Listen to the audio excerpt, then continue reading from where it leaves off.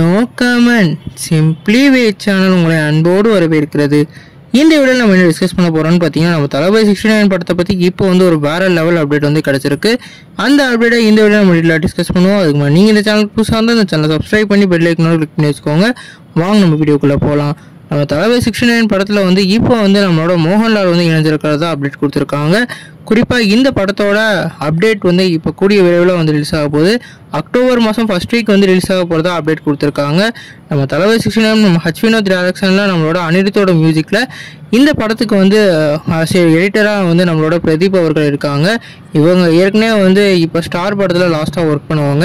இது மட்டும் இல்லாமல் கோமாளி, அப்புறம் வந்து நம்மளோட லவ் டுடேன்னு சொல்லிட்டு 2 படத்தில் ஏற்கனவே வந்து வேலை செஞ்சுருக்காங்க.